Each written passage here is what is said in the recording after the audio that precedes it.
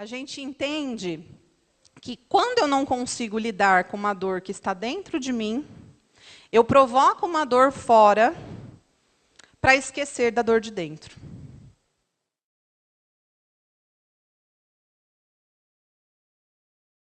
Na escola, meu nome é Natália, eu sou psicóloga, eu sou psicóloga clínica, né? Atuo em consultório na região da Freguesia do Ó. Já tem um tempinho razoável, uns 14 anos mais ou menos. E dentre esse período, eu atendi muito adolescente, atendo muito adolescente. E aí veio esse convite da escola, né? Veio essa demanda aí para falar um pouquinho dessa fase que vocês estão. E acho que no sentido também de poder dar algumas informações para os professores, para a comunidade, para os pais, de muitas coisas que às vezes a gente passa e a gente não sabe que faz parte do desenvolvimento, né, da fase do desenvolvimento que a maioria de vocês se encontram, tá? Então, dentre as minhas especialidades, eu sou especialista em luto.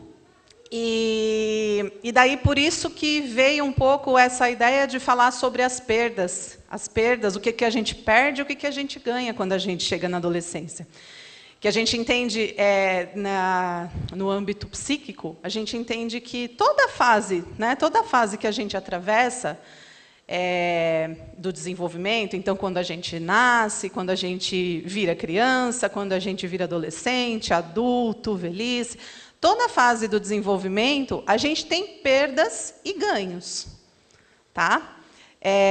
Nós ganhamos coisas quando nós atingimos, né, por exemplo, a maturidade, a idade adulta, nós ganhamos coisas, mas nós perdemos também muitas coisas. E hoje eu vim aqui falar para vocês um pouquinho sobre as perdas e ganhos de quando a gente entra nesse período da adolescência. Tá bom? Eu vou pedir para vocês, quem tiver perguntas, dúvidas, daí para a gente deixar para o final. Eu vou fazer a apresentação e aí no final a gente abre para discussão, tá? E para começar, e assim, né, dentro das minhas especialidades também, eu também sou psicóloga perinatal, tá? Para começar, eu queria que vocês, quem quiser, tá? Não é nada obrigatório, mas quem quiser, pega uma folha, um lápis, uma caneta, e escrevam no papel o que vocês acham que a gente perde quando a gente chega nessa fase da adolescência. Tá? Eu vou dar um minutinho aí só para vocês fazerem isso, quem quiser, tá bom? Porque aí depois é só para a gente fazer um comparativo do que vocês estavam imaginando, né, dessa fase com o que a gente vai falar aqui, tá? Vou dar um minutinho só para fazer isso e aí a gente já inicia, tudo bem? Quando eu pensei em montar essa apresentação, que eu estava procurando algumas imagens, né, eu encontrei essa imagem, né, de alguns jovens, né, com a imagem meio borrada, e daí eu fiquei pensando um pouco que talvez seja exatamente essa a fase, né, da adolescência, né, é uma fase meio que é um borrão, né, é uma fase que eu não estou em lugar nenhum, eu não sou criança, mas eu também não sou adulto. Qual que é meu lugar? É uma fase que as emoções elas estão em ebulição o tempo todo, e muitas vezes essas emoções elas não são compreendidas por quem está no nosso ciclo de contato, né, os adultos, os nossos responsáveis. E daí, por conta disso, se configura uma fase de muitos conflitos do adolescente. Tá? Então, vamos lá. Eu não vou me alongar muito, porque a gente vai falar sobre isso no decorrer aí da apresentação. A gente vai começar com uma história que eu vou ler aqui para vocês, tá bom? Quem quiser acompanhar a história, ela está no telão, e eu vou ler aqui. Então, vamos lá. É assim. Quem se identificar, tá, não é por mera coincidência. tá? Então, vamos lá. Imagine que, por algum acidente, você seja transportado de uma hora para outra a uma sociedade totalmente diferente. Digamos que o avião que você estava sobrevoando, um canto recôndito da Amazônia, teve uma dificuldade técnica. O piloto conseguiu aterrissar, mas o aparelho está destruído. Não há como esperar socorro, nem como sair do fundo selvagem da floresta. Por sorte, uma tribo de índios que nunca encontraram homens modernos, mas que são relativamente bem-humorados, adota você e seus amigos. Será necessário, imaginemos, 12 anos para que vocês se entrosem com os usos e costumes de sua nova tribo. Desde a linguagem até o entendimento dos valores da sociedade em que, aparentemente, vocês viverão o resto dos seus dias. Os 12 anos passaram. Você agora fala corretamente a língua, conhece as leis e regras de sua nova tribo. Na verdade, se sente um deles. Entre as coisas que você aprendeu está o fato evidente de que, nessa sociedade, é importante sobressair e adquirir destaque. E, para se destacar, há principalmente 2 campos, seja você homem ou mulher. A pesca com arpão e as serenatas com berimbau. Berimbau é aquele instrumento da capoeira que vocês devem conhecer. Você está muito satisfeito com isso, pois durante os 12 anos você olhou, imitou e aprendeu. Você, na verdade, se acha, e talvez seja mesmo ótimo na pesca com arpão, e está prestes a desafiar qualquer um na serenata com berimbau.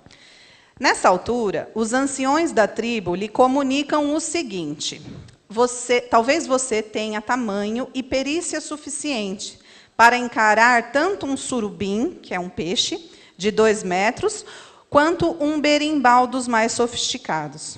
Mas é melhor esperar mais uns 10 anos antes de vir fazer propriamente parte da tribo e, portanto, competir de igual para igual com os outros membros. Naturalmente, os anciões acrescentarão que esse pequeno atraso é para o seu bem. Eles amam você e, por isso, querem que, ainda por um tempo, você seja protegido dos perigosíssimos surubins que andam por aí. Isso sem falar dos berimbaus. Portanto, você vai poder se preparar melhor ainda para o dia que será, enfim, reconhecido como membro da tribo. Que tudo isso, acrescentarão também os anciões, não constitua nenhuma frustração, pois, na verdade, a tribo inteira considera que você tirou a sorte grande e que os ditos 10 anos serão os mais felizes de sua existência.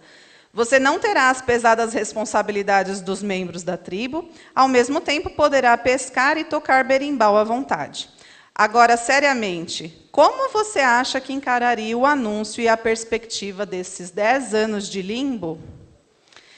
Logo agora que você achava que seu berimbau ia seduzir qualquer ouvido e sua destreza transfixar peixes de olhos fechados, é bem provável que você passe por um leque variável de sentimentos: raiva, ojeriza, desprezo e, enfim, rebeldia. Alguém se identificou com a história? Eu trouxe um pouco essa história, gente, porque é um pouco o que os jovens passam na adolescência. Existe um preparo do corpo, existe uma energia no corpo, mas não existe um reconhecimento das pessoas que estão no entorno, dos adultos, né, dos pais, dos responsáveis, porque ainda, na verdade, a maturação cognitiva não acompanha o crescimento do corpo. Tá? Então, é uma fase de transformação do corpo, mas que nem sempre os nossos pensamentos e as nossas emoções vão acompanhar isso. Então, muitas vezes, a gente vai ter ações infantis, ações de criança, mas dentro de um corpo grande. Então, fica difícil me reconhecer dentro desse lugar. Tá? Então, vamos lá. A definição de adolescência pela Organização Mundial da Saúde. Então, a Organização Mundial da Saúde define a adolescência como o período entre 10 e 19 anos, uma fase de desenvolvimento caracterizada por uma série de mudanças físicas, mentais e sociais que culminarão com as características próprias de um adulto. E o Estatuto da Criança e do Adolescente define que a adolescência é a faixa etária entre os 12 aos 19 anos. Isso, né, a gente pegando na literatura, a gente encontra todas essas definições aí. Como que, pensando na parte emocional, na parte psíquica, tá? Como que eu gosto de definir a adolescência? Como uma fase do desenvolvimento humano e o período de transição para a vida adulta. Então, vamos olhar aqui para essa figura. Essa figura aqui nós temos um adolescente, né, um jovem menino se olhando no espelho, e ele se olha e se vê criança e se vê numa perspectiva adulta. Tá? Então, a gente pode pensar que ele se vê a criança que ele foi, e ele olha também a perspectiva dele como adulto, mas de um adulto que ainda não chegou, porque ele ainda não é adulto. Ele ainda é um adolescente. Então, a gente fala que é essa fase de transição. Se a gente for pensar em fases de transições, vamos pensar assim, quem aqui já mudou de casa? Quando vocês mudaram de casa, não ficou uma bagunça? Vocês não tiveram que encaixotar tudo, depois arrumar tudo na casa nova? Não foi uma bagunça? Vocês não tiveram que bagunçar tudo para depois colocar as coisas no lugar?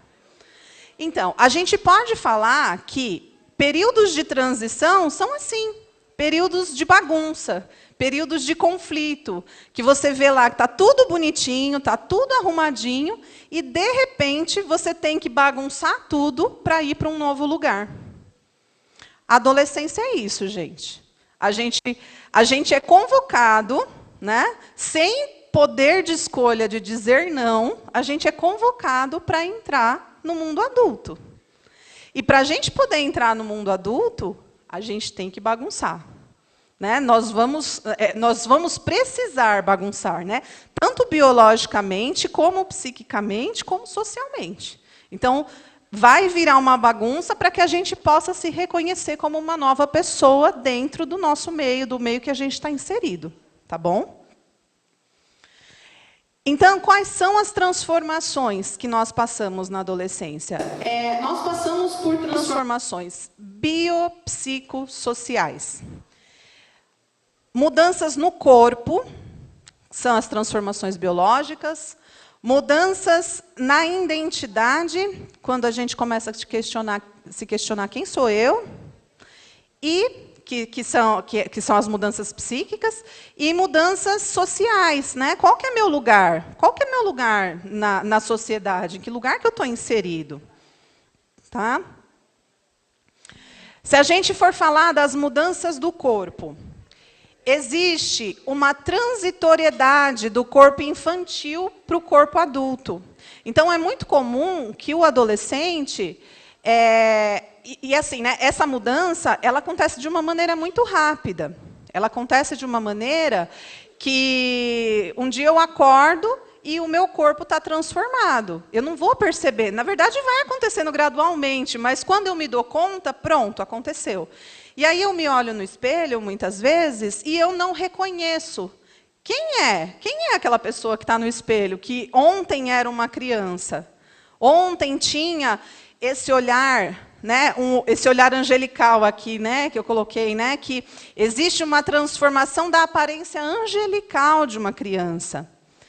Né? Quando a gente olha para uma criança, a gente olha e a gente fica apaixonado, né, por aquele aspecto mais angelical, por aquele aspecto infantil.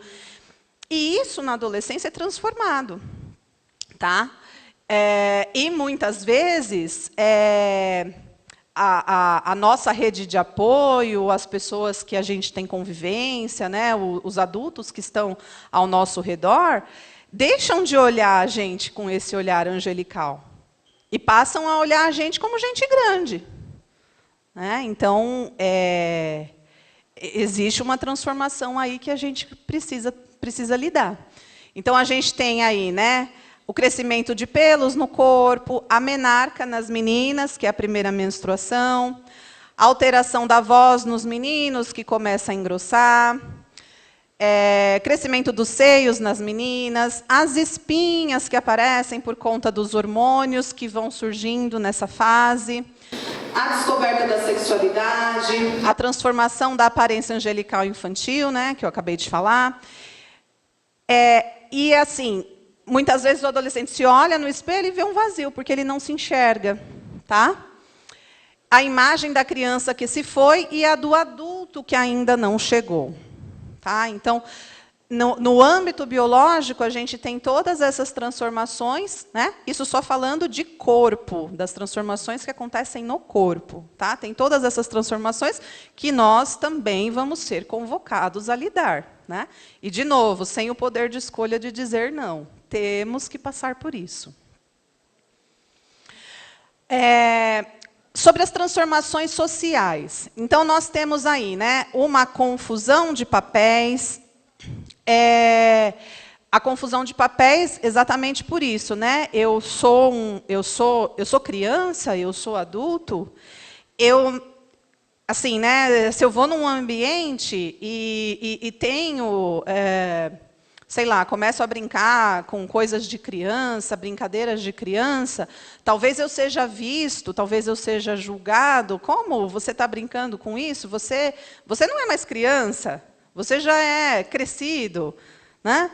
Mas, se eu tenho ações de adulto, eu também posso ser banido disso. Não, você não tem idade para isso. Então, percebem que existe um conflito de lugar aí, né, do lugar que eu ocupo. Que lugar que eu ocupo? É um lugar de criança, infantil? Eu tenho autorização para ser criança?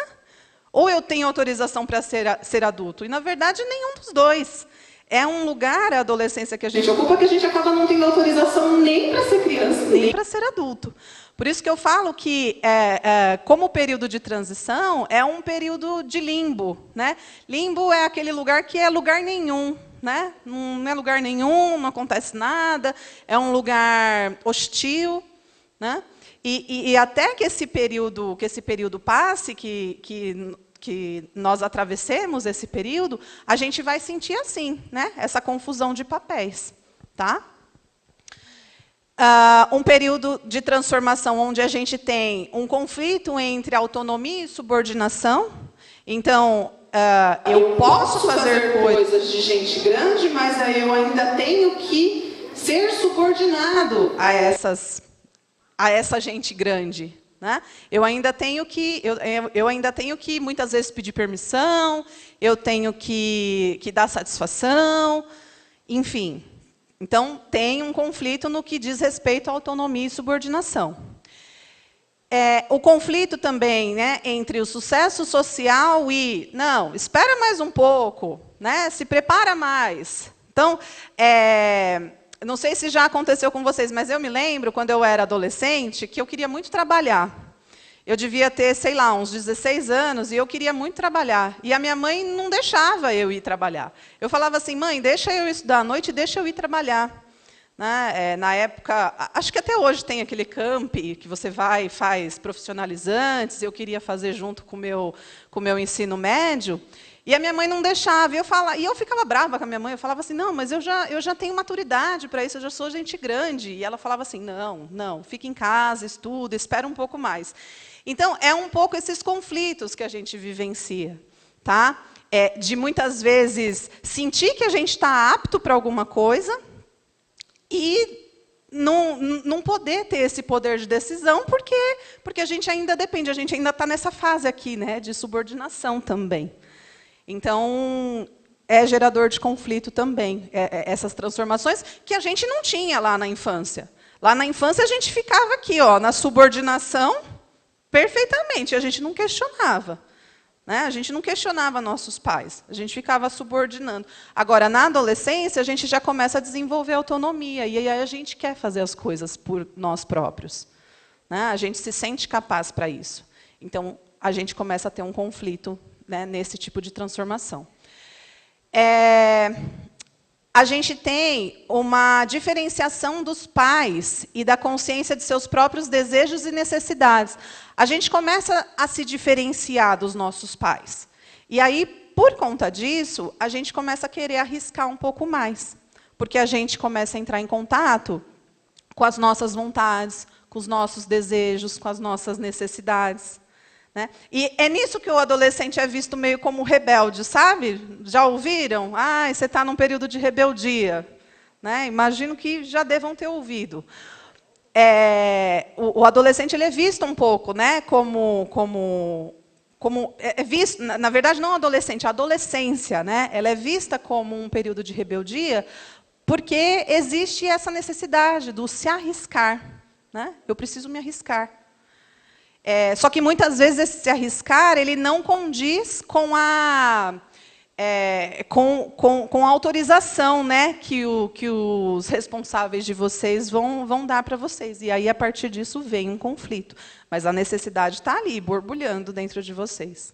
Tá? E aí, falando um pouquinho da parte psíquica. É um período de transformação da identidade. Eu tenho uma transformação de identidade de criança para identidade, né, um período de transição para a identidade de gente grande.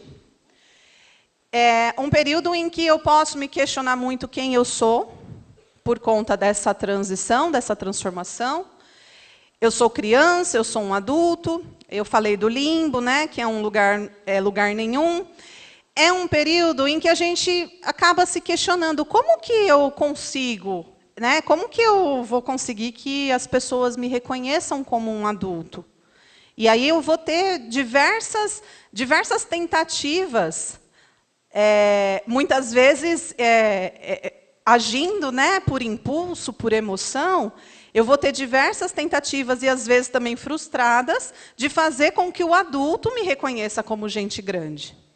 Tá?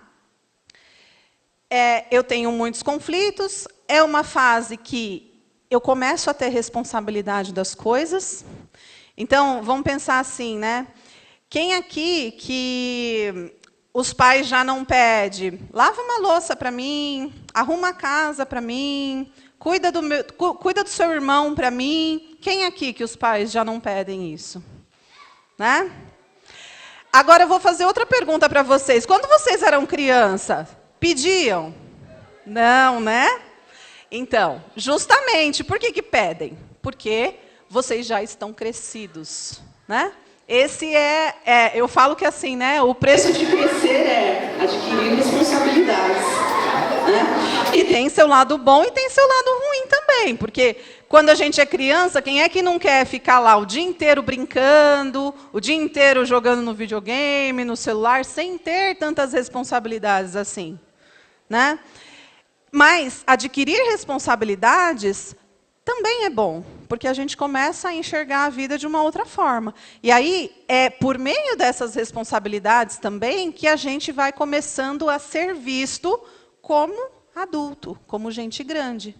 Né? A partir da forma como a gente abraça também essas responsabilidades. Tá? E aí...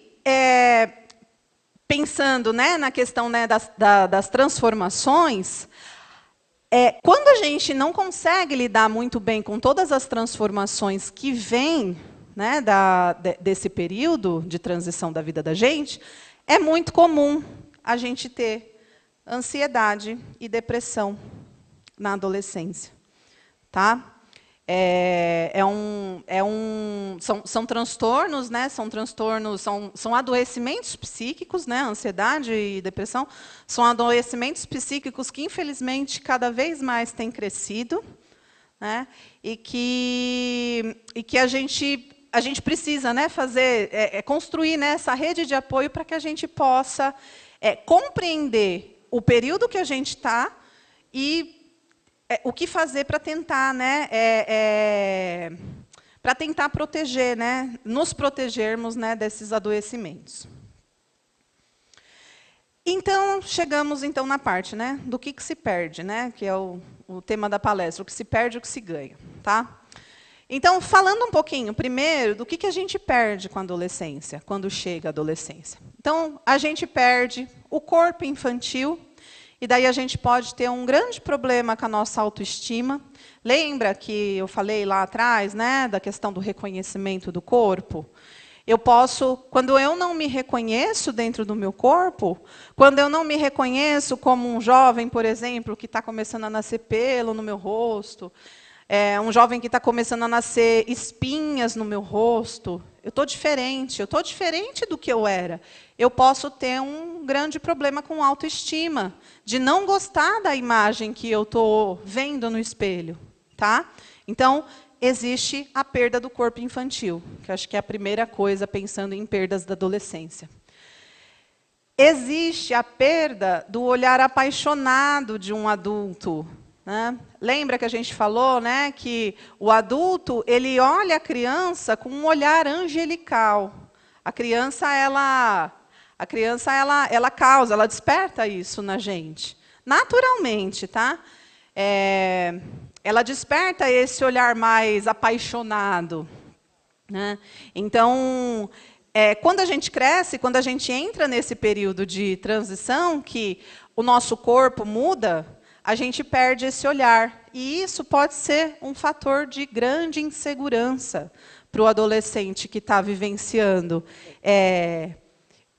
Sei lá, né, os meus pais, né, deixam de me olhar com esse olhar angelical. Eu posso entender que eu estou sozinho no mundo, eu não tenho mais a presença, a companhia deles, enfim. E isso pode ser fator de grande insegurança. Tá? Eu tenho a perda da infância. E aí existe uma inadequação. Porque temos um corpo de adulto e desejos de criança. E aí, como se comportar? Recentemente eu atendi um caso no meu consultório de uma paciente adolescente, que ela chegou a uma sessão lá muito triste, falando para mim que ela tinha ido num parque de diversões e que o brinquedo que ela mais gostava de ir no parque de diversões, ela não poderia ir mais, porque ela cresceu e ela atingiu a altura do brinquedo. E aí não permitiram mais que ela fosse naquele brinquedo. E ela chegou muito chateada com isso. Ela chegou me contando, assim, muito chateada, que ela queria muito ir no brinquedo, mas que ela não podia, porque o corpo dela já dizia para ela que não era possível mais ela ir naquele brinquedo. Né? Mas o desejo dela era o desejo de ir no brinquedo. Então, assim, se a gente for pensar, será que não tem perdas aí? Né? Eu quero fazer algo, eu quero muito fazer algo. A minha mente me diz que eu preciso fazer algo, eu tenho essa necessidade, mas o meu corpo já está me dizendo outra coisa, já está me dizendo que eu estou num período de transição, numa outra fase, e aí eu não posso, eu sou vetado. Né? Então, entra aqui, né, como se comportar diante disso, né? Se eu tenho um corpo de adulto e se muitas vezes eu ainda tenho desejos de criança. Tá? Temos a perda da identidade infantil, que a gente falou agora há pouco, né, que precisamos assumir a identidade de uma nova pessoa que está se formando, porque a gente deixa a infância para entrar nesse período para se transformar, né, em adulto. E a gente tem a perda da dependência extrema, com o aumento das responsabilidades. Então, a gente deixa de depender extremamente dos nossos pais, dos nossos responsáveis, e aí a gente tem, com o aumento da responsabilidade, muitas vezes a gente pode se ver muito nesse lugar aqui, ó, de autocobrança. Isso também pode ser um fator que pode ser difícil de lidar, porque diante de tantas transformações aí que a gente tem na adolescência, é muita coisa acontecendo ao mesmo tempo, né? Vocês percebem que vai acontecendo tudo ao mesmo tempo, né? Pensa lá na mudança, né? Na mudança da casa, né?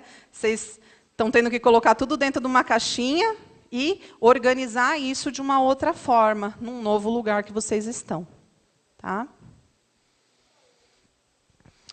Então, o que acontece? Né? Existem sentimentos ambivalentes que não são compreendidos. Né? O que são sentimentos ambivalentes? São sentimentos opostos. Então, é muito comum a gente ver, por exemplo, adolescentes que sentem amor num momento, no outro momento estão com muita raiva daquela mesma pessoa que ele sente um amor muito grande, e assim, num piscar de olhos, isso se transforma. Tá? É muito comum, porque os sentimentos eles estão ali, borbulhando a todo momento. Tá? Existem dúvidas, angústias, incertezas, porque se a gente pensar, né, que é um período de transformação, é um lugar novo que a gente está começando a ocupar. Quem aqui que não tem medo do novo, que não fica inseguro pelo novo? Né, que ao se deparar por uma situação nova, não sente um friozinho na barriga?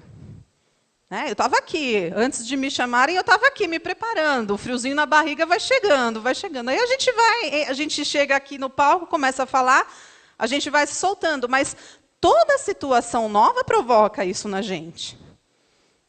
O professor Altieri, na hora que estava vindo, que a gente estava vindo no carro, né, a gente viu o pessoal da outra escola, que eu me esqueci o nome agora, Genésio, vindo, né? E aí eu falei, esse pessoal deve estar indo tudo para a palestra. E o professor falou, né? Será? Né? Tudo isso. Na hora que ele perguntou para os alunos, né? E que falaram que estavam vindo para a palestra, eu falei, meu Deus, o auditório vai estar cheio. Eu fiquei, né? Com aquele friozinho na barriga. Mas a gente vai, né? A gente vai relaxando, a gente vai, enfim, né, vai se acomodando dentro da situação. O novo já não vai ficando mais tão novo, a gente vai se habituando com o novo cenário, e aí a gente vai. Né? Agora, não dá um frio na barriga? Toda situação nova dá, e a adolescência é uma situação nova. Então, vamos pensar que vão haver, né, muitas dúvidas, angústias e incertezas. E que se a gente viver isso sozinho, com certeza vai ser muito pior. A gente tem, né, nessa fase, o medo da crítica e do julgamento. Nem sempre a gente aceita. Vamos pensar lá que eu falei, né, que as emoções, né, elas estão borbulhando o tempo todo. E a gente tem uma questão, assim, né, se a gente tem muita emoção, a gente tem muita impulsividade também. Porque a emoção, ela faz com que a gente tenha ações... vamos pensar assim, razão e emoção. Né? O que faz a gente agir com discernimento, geralmente, é a razão. A emoção, ela vai fazer a gente agir lá no quente da coisa, sabe? Quando a coisa ali está pegando fogo dentro da gente, a gente vai agir porque a coisa está ali pegando fogo. Né? Então, a gente pode pensar que lidar com esses sentimentos, né? O medo da crítica, do julgamento, vai também ser um período, vai também ser um fator que, porque assim, né? Como a gente acaba como a gente está num período em que a gente acaba agindo com mais impulsividade, a gente tem que lidar com isso aqui, né? Com a crítica, com o julgamento, muitas vezes, tá? E aí, na verdade, aqui, né, uma coisa vai levando a outra, né? E aí nós temos a esquiva do contato social e o isolamento, muitas vezes. Se eu tenho medo da crítica, assim, né? Se eu tenho dúvidas, angústias, incertezas, eu posso ter medo da crítica e do julgamento. E aí, por conta da crítica, do julgamento, eu posso ter uma esquiva do contato social e um isolamento. E aí entra naquilo que eu acabei de falar. Quando a gente tenta lidar com isso sozinho, sempre vai ser mais difícil, tá? Eu falo sempre para os meus pacientes assim, o peso do problema, da dificuldade, ele não diminui, mas quando você compartilha, você tem energia para olhar para outros lugares. Eu sempre costumo dar um exemplo para eles, bem simples, assim. Por exemplo, você vai num supermercado, e aí você faz a compra do mês. Você tem lá uma sacola cheia de produtos para levar para casa. A sua casa pode ser do outro lado da rua. Mas se você pegar essa sacola sozinho, você vai ter que concentrar a sua energia só nessa sacola pesada. Isso é uma situação. Agora, uma outra situação. Você vai nesse mercado, você compra os mesmos produtos, põe dentro da sacola, mas você tem uma pessoa para te ajudar. Carrega uma de um lado e outra do outro. A mercadoria é exatamente a mesma. O peso é o mesmo, mas você está dividindo. Vai ser mais fácil? Com certeza. Né? Então, é essa questão, é de você poder dividir. Porque quando você divide, você não concentra a sua energia só naquilo. Você concentra um pouquinho da sua energia naquilo e você tem mais energia para olhar para outros lugares. Tá? Para olhar para outras questões da sua vida. Então, por isso que eu sempre falo, né, que sempre acompanhado vai ser mais fácil do que sozinho. E aí a gente tem uma questão que tem acontecido muito e aumentado muito aí os números aí de questões, né, que a gente vê nas escolas, né, com os adolescentes, que é a questão da automutilação. E aí a automutilação, o que é? Né? A gente entende que quando eu não consigo lidar com uma dor que está dentro de mim, eu provoco uma dor fora para esquecer da dor de dentro. Tá? Geralmente, os comportamentos automutiladores eles acontecem por essa questão. E, na verdade, assim, é uma coisa que vai levando a outra. Então, de novo, né? Quando eu divido, quando eu busco redes de apoio, quando eu busco acolhimento, quando eu busco conversar com alguém sobre o que está acontecendo comigo, tá? Eu divido o peso. E quando eu divido o peso, eu consigo olhar para outras questões que não só todas essas perdas que eu vou passando nesse período. Tá bom? Eu coloquei essa imagem aqui, né, que acho que deve acontecer muito, eu vejo, né, que acontece muito, né, desses julgamentos, né, de que é frescura, eu desisto de te ajudar, tem pessoas com doenças piores, né, enfim, né, pessoas assim, né, não legitimando a dor, né, que o adolescente sente, né, por todas essas transformações que passam. Aí eu trouxe essa frase que fala assim, né, que quando o pensar não entende os atos e sentimentos, os conflitos emergem. A dor psíquica concretiza-se no corpo, promovendo a dissociação do eu. Então, o que acontece nessa fase? O meu pensar, vamos pensar lá, o meu lado racional, ele não acompanha as minhas ações e os meus sentimentos. As minhas ações e os meus sentimentos acontecem de uma maneira muito rápida nessa fase. Também a gente pode considerar uma transformação. E eu não tenho condições cognitivas de processar se essa ação vai ser boa para mim ou se não vai, se esse sentimento vai ser bom para mim ou se não vai. Eu não consigo processar isso.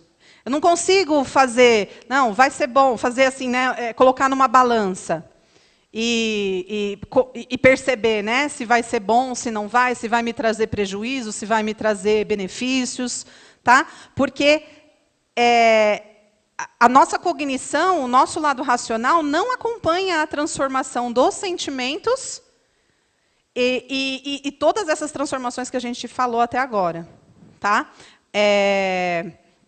Então, por isso que se emergem conflitos e que vão fazer com que o eu que eu reconheci até então, ele fique meio nebuloso, até que eu reconheça esse novo eu que vai chegar. Tá? É um período de luto. Por que é um período de luto?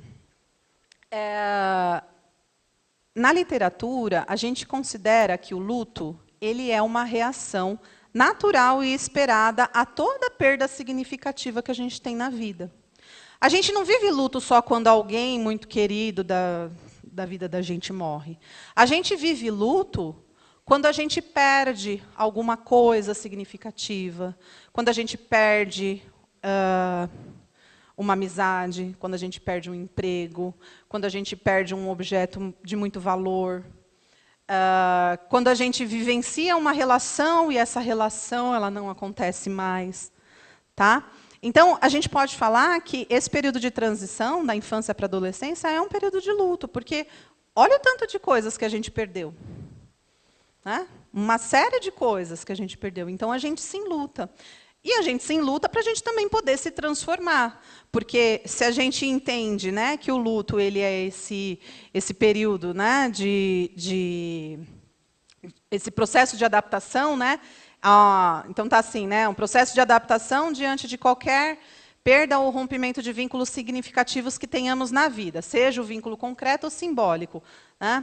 Então, se a gente for pensar que tínhamos coisas importantes na infância e agora não temos mais, estamos tendo que transformar, vivemos um luto. Tá? Quais são, então, os fatores de risco para essas perdas, né, que a gente falou até agora da adolescência? A falta de informação. O que eu quero dizer com falta de informação?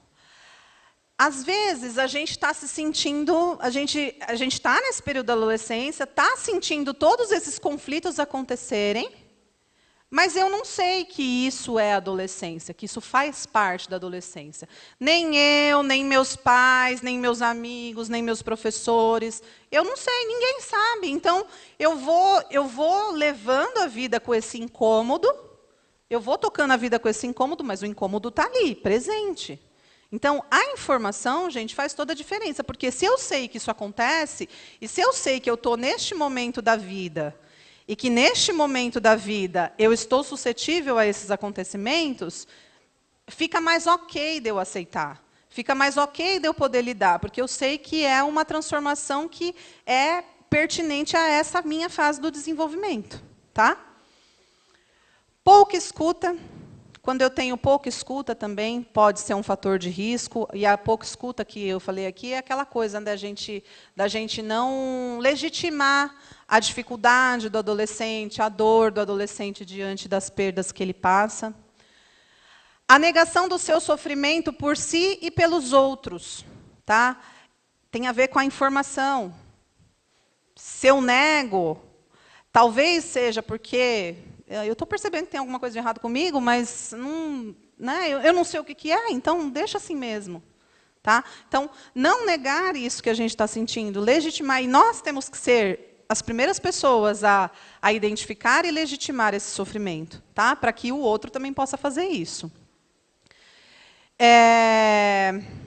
A continência insuficiente da rede de apoio, a falta de apoio, na verdade, das pessoas que estão ao nosso redor, e o distanciamento social também pode ser um fator de risco. Tá? Como fatores de proteção, então, nós temos suporte emocional, temos o incentivo à autonomia, temos a valorização do potencial. Então, aqui, às vezes a gente, já aconteceu, né? Também deu atender no consultório, algum adolescente que a mãe chega falando que ele está dando muito trabalho, que ela não sabe mais o que fazer, que ele não vai bem na escola, que, enfim, está deixando essa mãe de cabelo em pé. E aí ela chega lá no meu consultório, me trazendo esse relato. O que eu procuro fazer com esse adolescente? Eu procuro descobrir no que ele é bom. Eu procuro tentar entender no que ele é bom. Porque, assim, esse dar trabalho que a mãe está falando para mim, está relatando para mim, é um sintoma de alguma coisa que está acontecendo. Então, primeiro eu vou tentar descobrir no que ele é bom, para tentar fortalecer o meu vínculo com ele, para tentar fortalecer essa rede de apoio, para aí sim eu poder entender o que está acontecendo que ele está dando tanto trabalho. Né? Porque provavelmente esse adolescente ele não está sendo visto, e principalmente ele não está sendo visto dentro do seu potencial. E aí é muito engraçado, porque às vezes, quando eu atendo adolescentes, às vezes eu não preciso fazer uma sessão assim tão mirabolante com o adolescente. Às vezes eu só sento e escuto o que ele tem para me falar. Às vezes eu só sento e escuto ele me conta em detalhes o que aconteceu na aula dele, o que aconteceu no dia dele. E aí ele se esvazia e está tudo bem, e ele vai embora. Né? Então, às vezes, é isso só. Né? Só e é muita coisa. Tá? Delimitação de fronteiras. Então, os limites eles são importantes. Né? Muitas vezes o adolescente, né, a criança e o adolescente também, muitas vezes não compreende isso, tá? Mas o que o limite quer dizer? Quando o adulto dá limite para esse adolescente, o adulto ele está dizendo: eu estou vendo você e eu estou preocupado com você. Por isso que eu estou te dizendo não nesse momento. Né? Então, o limite ele se faz importante por conta disso, tá? Você não fica lá, o Deus dará. Você tem limite. Então, se você tem limite, eles são importantes também para a sua constituição, para a constituição desse seu novo eu. A informação, né, como eu disse lá no outro slide, que a falta de informação era um fator de risco, a informação é um fator de proteção. E o encontro de pares e de lugares de pertencimento. A gente poder encontrar pessoas que passam pela mesma coisa que a gente, locais de pertencimento, né? Lugares de pessoas em que eu tenho adolescentes também, eu tenho pessoas na mesma situação, né? Para que eu possa entender que eu não estou sozinha nesse barco.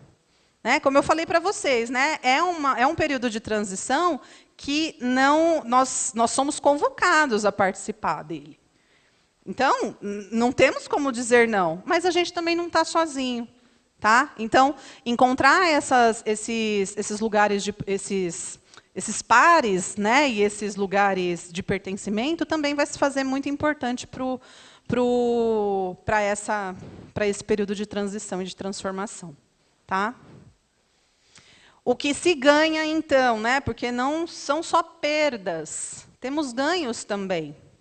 Toda transformação, ela tem perdas e ganhos. E aí vamos lembrar de novo lá da mudança da casa, que muitos de vocês falaram que já passaram por essa situação. Se vocês bagunçaram tudo, colocaram tudo dentro de caixas, vocês vão agora arrumar. E vocês vão arrumar do jeito de vocês. Vocês vão procurar arrumar agora do jeito de vocês o novo espaço. Tá? Então, nós ganhamos autonomia. Nós ganhamos respeito à medida que nós vamos crescendo. Nós ganhamos a nossa liberdade. Nós ganhamos a construção dos nossos próprios valores. Que até então, a gente seguia lá os valores dos nossos pais, de quem nos educa. Tá? E aí a gente vai tendo condições de construir os nossos próprios valores. A gente vai tendo poder de escolha, nós vamos nos permitindo a novas experiências, as novas relações. E aí eu costumo dizer que assim, né, a adolescência ela é a porta a ser atravessada para se viver a vida. Eu trouxe um vídeo para compartilhar com vocês, que é esse vídeo Piper Descobrindo o Mundo. É uma animação da Disney, bem curtinha, mas eu acho bem bonitinha e bem pertinente com esse período de tantas transformações aí que a gente passa e de tantas coisas que a gente vai precisando ter que aprender a lidar, né, que eu achei bem pertinente a historinha que o Piper traz. Tá? Aí eu vou pedir para colocarem o vídeo lá em cima, tá bom? Obrigada, gente.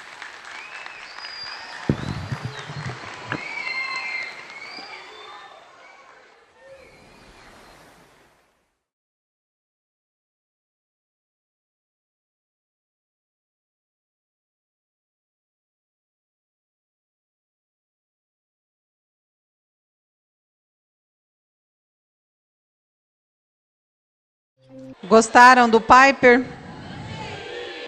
Eu trouxe um pouquinho, né, porque eu achei que tinha muito a ver, né, com esse processo de transformação, né, o quanto que ele vai vencendo aí os obstáculos para dar conta da necessidade dele, né? Então, que fique aí, né, a reflexão para vocês, adolescentes, para vocês, professores. Eu não sei se tem pais na plateia, se a comunidade está na plateia, enfim. Mas que fique essa reflexão da gente poder sempre ser rede de apoio, da gente sempre poder ser suporte, diante de qualquer dificuldade, né? Lembra lá do peso da sacola do supermercado, que é mais fácil, ainda que a carga seja pesada, é mais fácil quando a gente tem apoio, que a gente tenha suporte, vai ser sempre mais fácil o partilhar disso do que a gente viver sozinho. Tá bom? Muito obrigada, gente. Espero que de alguma forma possa ter contribuído. Tá bom? Obrigada.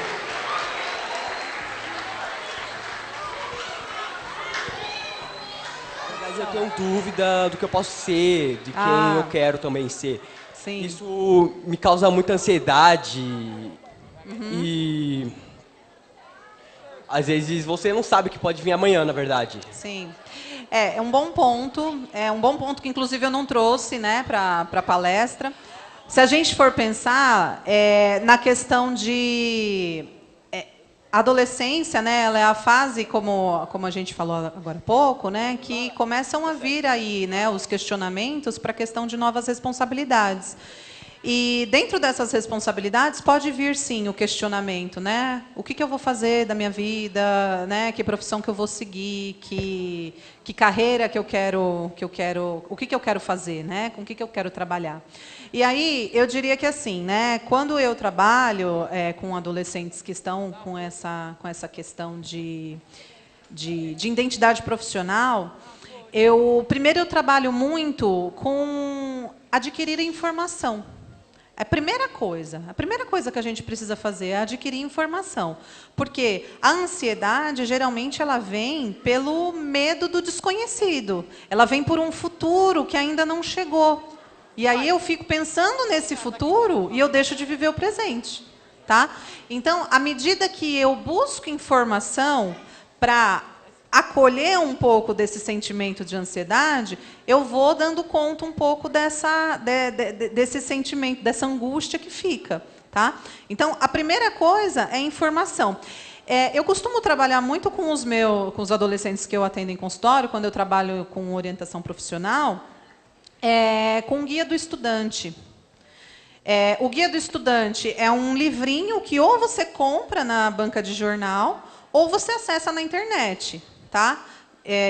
O acesso dele na internet é gratuito, chama Guia do Estudante. Cada ano esse Guia do Estudante ele vem atualizado, com todos os cursos disponíveis no mercado, todos os cursos técnicos, todos os cursos de faculdade, tecnológico, de formação, todas as faculdades que tem, o que tem Enem, o que não tem. Né? Como que é o mercado de trabalho nessas áreas. E aí você vai adquirindo informação a respeito, né, do que você vai fazer, do que você mais ou menos imagina. Né? Você vai, isso aqui é legal, isso aqui eu não gosto, isso aqui eu não me identifico. Né? Então, você vai adquirindo informação, primeiramente. Quando você vai adquirindo informação, você vai filtrando as coisas. E à medida que você vai filtrando e se identificando mais com determinada área profissional, você vai dando conta dessa ansiedade. Eu quero saber também, tipo, as redes sociais, ver famosos, tipo, no Instagram, ver as vidas perfeitas dele, isso não causa insegurança e um pouco de depressão? Porque você vê a vida deles perfeita e vendo que nossa vida pode ser um caos. Sim, sem sombra de dúvidas. Redes sociais é uma porta, né, de um visual. Né? Eu posto ali na rede social o que eu quero que as pessoas vejam. Né? Não necessariamente o que eu vivo. Né? Então, se a gente for pensar assim, né, primeiro que ficar muito nas redes sociais, né, não se faz muito saudável, porque vai alimentando. Né? Nas redes sociais a gente posta, poxa, a grama do vizinho sempre é mais verdinha do que a minha. Né? Eu estou aqui vivendo um caos e olha ali meu amigo que é meu vizinho, que mora do lado da minha casa, está aqui vivendo, né, maravilhas. Então, eu acho que é importante a gente ter esse discernimento de não acreditar em tudo que a gente vê em rede social, tentar usar a rede social em nosso benefício, tá? Porque eu acho que tem muitas coisas boas, sim, mas se a gente não souber usar, vai levar, sim, a um estado de depressão, porque a gente vai criar uma falsa ideia de que tá todo mundo bem e eu tô aqui na pior.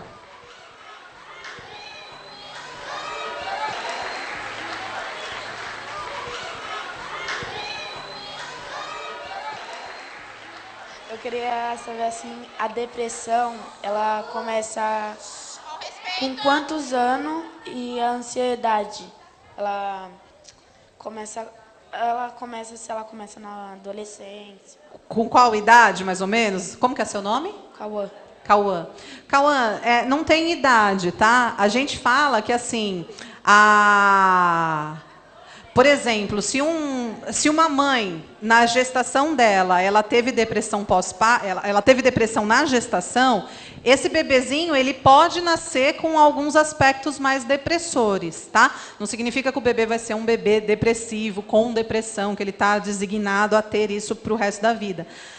Mas, porque a depressão, ela não tem a ver só com fatores psicológicos, elas têm a ver com fatores químicos também, de algumas substâncias que são liberadas dentro do nosso corpo que fazem a gente deprimir, tá? Na adolescência, a gente fica mais propício a vivenciar a depressão por conta de todas essas transformações que a gente falou agora há pouco. Tá? É muita transformação e muitas vezes a gente não consegue lidar direito. E aí, como a gente não se sente muito bem reconhecido, a gente pode sim entrar num estado mais deprimido. Por isso que é importante sempre não se isolar, né? Estar sempre, procurar sempre uma rede de apoio, procurar sempre conversar com alguém sei lá, né, com algum colega, com algum professor, se você tiver abertura, com um irmão, com um pai, com um primo, com alguém da família, para você não vivenciar isso que você está vivenciando sozinho, tá bom? O adolescente, né, para não vivenciar sozinho, mas não tem uma idade certa, tá bom? Porque dependem de fatores, sim, emocionais, mas dependem de fatores biológicos também no nosso corpo, tá?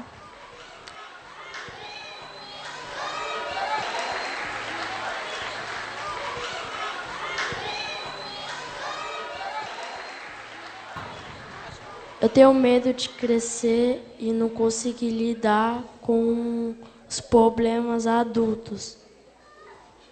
Você tem medo de crescer e não conseguir lidar com os problemas de adultos. Tá.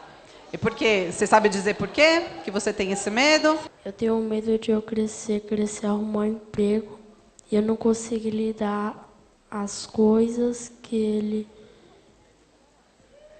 Entendi. E você costuma falar isso com alguém? Você costuma conversar sobre seus medos com alguém, Robert? Com meu psicólogo. Tá, ótimo, perfeito. Então, é isso mesmo. Você tem que ir fortalecendo esse caminho para você ir se fortalecendo dentro desses medos. Eu costumo dizer que, assim, não tem problema a gente sentir medo. Tem problema a gente se paralisar pelo nosso medo.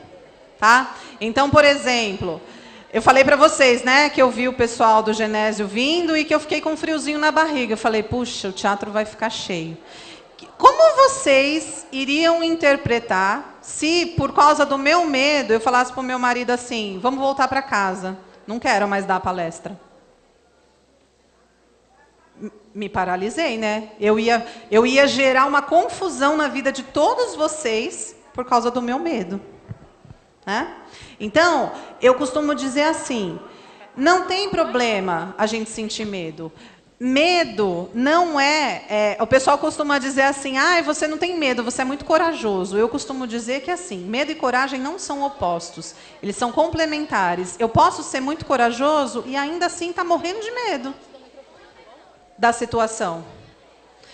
Quando eu tenho uma situação nova, é comum que eu tenha medo, tá? Então, respondendo um pouco aí o teu questionamento, eu acho que a ideia é essa, é você poder ir amadurecendo isso, né? Se você conversa com o teu psicólogo, é você poder ir amadurecendo isso com o teu psicólogo e se fortalecendo, porque sentir medo é natural, todos nós vamos sentir, tá?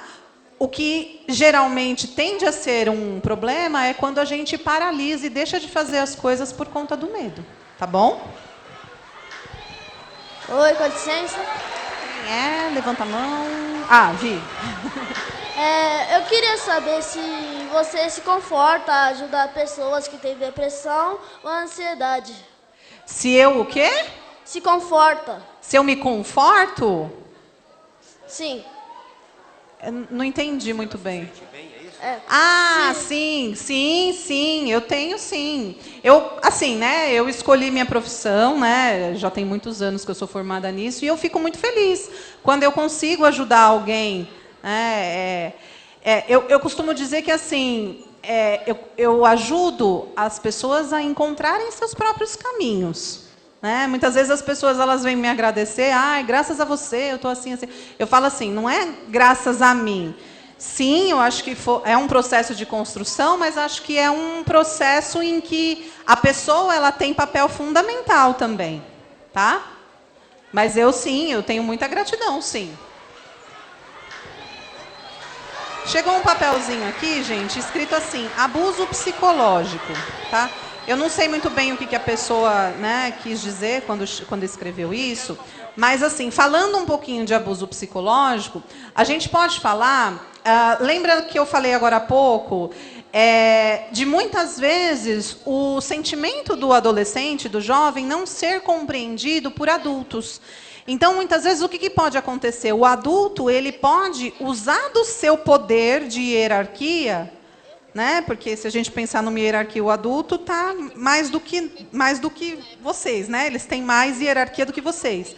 Então, se a gente for pensar na questão, né, do poder hierárquico do adulto, pode acontecer, sim, abuso psicológico. Né, de dizer, você fica aí com essas frescuras, que você não presta para nada. Então, pode acontecer. E aí, eu diria que, assim, esse adulto não está sendo rede de apoio funcional. Tá? Eu acho que é a gente poder compreender o momento que a gente está, a gente poder olhar para as possibilidades funcionais, tá? Possibilidades que funcionam, que nos fazem bem, que nos dá um direcionamento, que nos dá um caminho, para que a gente possa se apoiar nessa rede de apoio. Porque, senão, se a gente ficar só nessa pessoa que afunda mais a gente não vai conseguir sair desse buraco. Tá? Então, pode sim acontecer abuso psicológico, infelizmente. Né? Pessoas que deveriam servir como rede de apoio não servem como rede de apoio, servem como desapoio. E aí, eu acho que vamos tentar olhar, né, para as possibilidades que a gente tem. Algumas alunas e alunos têm perguntado para a gente, só que eles estão com vergonha, né? Sobre a questão da automutilação, o que leva a pessoa, porque a gente está com esses 3 casos específicos, a pessoa se corta, mas ela não sabe o porquê.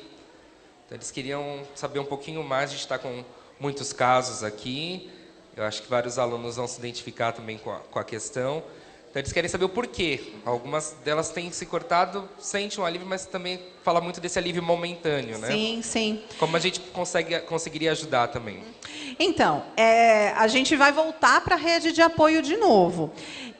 O que acontece na automutilação? A automutilação é assim, está acontecendo um monte de conflito dentro de mim.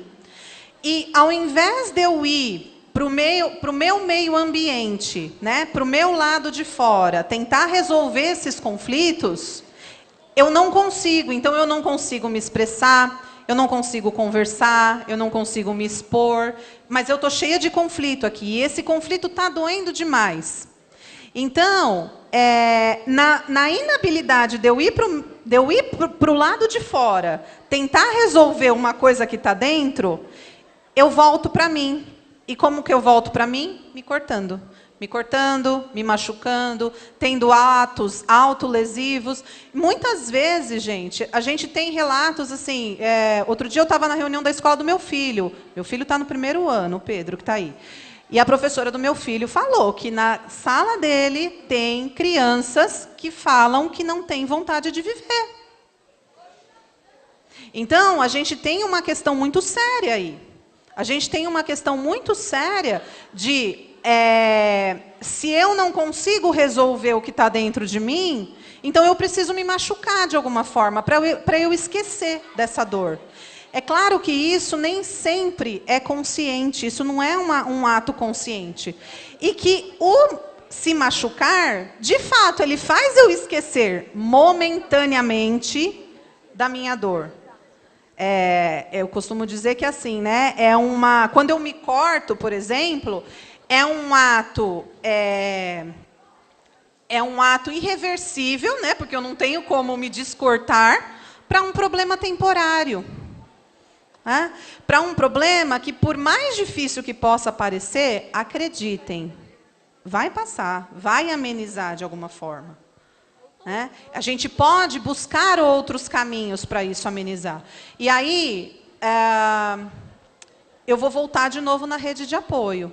Né? Se você está com vontade de se cortar, se você está com vontade de se machucar, se você está achando que está muito difícil lidar com a vida do jeito que está, vai ser importante você procurar alguém para conversar ou alguma atividade para você fazer, para você poder colocar para fora essa energia, que não seja no teu corpo, mas colocar para fora de uma outra forma.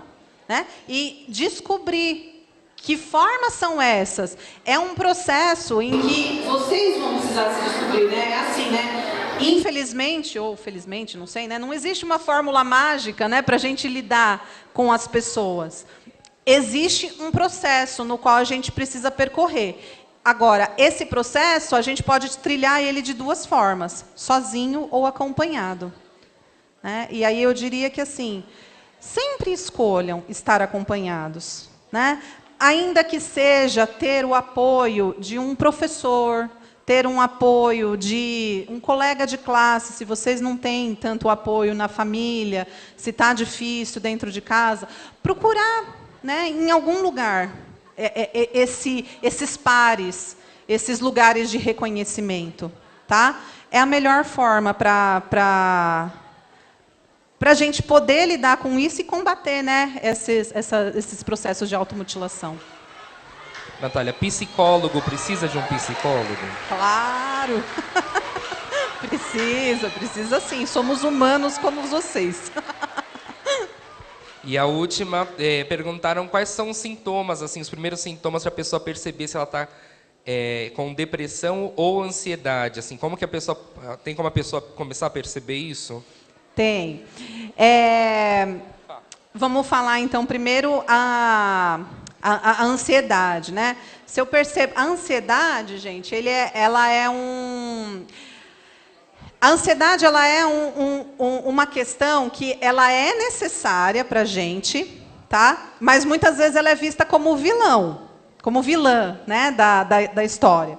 Eu preciso ter ansiedade, por exemplo, para eu me planejar, para eu planejar como que vai ser o meu dia, para eu planejar, né, que nem, por exemplo, eu estar aqui para falar para vocês, eu precisei me planejar, e eu precisei me ansiar antes, né, acessar a minha ansiedade, acessar o meu estado ativo dentro de mim, para poder preparar o que eu vim trazer para vocês, preparar a apresentação, procurar o vídeo que eu passei, enfim. Então, a ansiedade, ela não é só vilã. Quando que ela se torna vilã? Quando eu não consigo ter um estado de relaxamento do meu corpo. Então, se eu perceber que eu estou sempre muito em estado de... esqueci a palavra. Em estado muito ativo, quando eu não consigo desligar, né, são sinais que eu preciso observar, né, de ansiedade.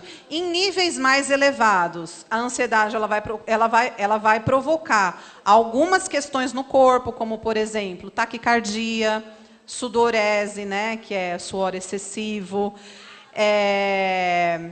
tremedeira, uma sensação assim de... as pessoas relatam muito assim, né? Pessoas que são muito ansiosas relatam muito uma sensação de morte iminente, assim. Então o coração começa a disparar e eu penso assim, ai meu Deus, eu vou morrer, estou tendo um ataque do coração. E na verdade não é um ataque. É claro que precisa ser investigado, mas às vezes é ansiedade, tá? Então, pode ter tontura, pode ter náuseas, porque é uma dificuldade do corpo, e tudo isso que eu estou falando, gente, não é só causado pela questão emocional, é causado também por questões biológicas no nosso corpo, de substâncias que circulam no nosso sangue que fazem com que a gente se sinta assim, tá bom? Já a depressão, a gente pode identificar, é o contrário, é o oposto. Então, aquela pessoa que não tem ânimo para nada, que não tem ânimo para levantar da cama, para se vestir, para sair com os colegas. Todos os colegas estão, sei lá, né, estão organizando uma saída em grupo para ir, sei lá, num parque, num teatro, num cinema, e essa pessoa está sem energia nenhuma, essa pessoa não quer, não tem pique para isso, daí a gente tem que ficar em alerta, porque a fase que vocês estão é uma fase que, teoricamente, é para vocês terem pique para fazer as coisas, né? É para vocês terem essa energia, tá? Então, quando não tem, aí a gente tem que ficar na sala de aula, sei lá, aquele aluno que dorme muito, aquele aluno que não presta atenção, não demonstra interesse, que não faz as atividades, que não presta atenção, que não se envolve nas tarefas. Então, todos esses sinais, daí a gente pode pensar assim num estado depressivo. É claro que assim, nenhum desses transtornos, gente, desses adoecimentos psíquicos, eles são determinantes na vida de uma pessoa. Às vezes a gente passa por um estado de depressão e por um estado de ansiedade que passa determinada situação e passa e vai embora sozinho, ou a gente tem uma questão mais crônica, tá? E é claro que quanto antes avaliado, melhor para se observar se precisa de um tratamento, se precisa de alguma coisa, tá bom? Acho que é isso. Nós agradecemos a psicóloga Natália. Eu que muito agradeço, obrigado, obrigada. Obrigada, gente.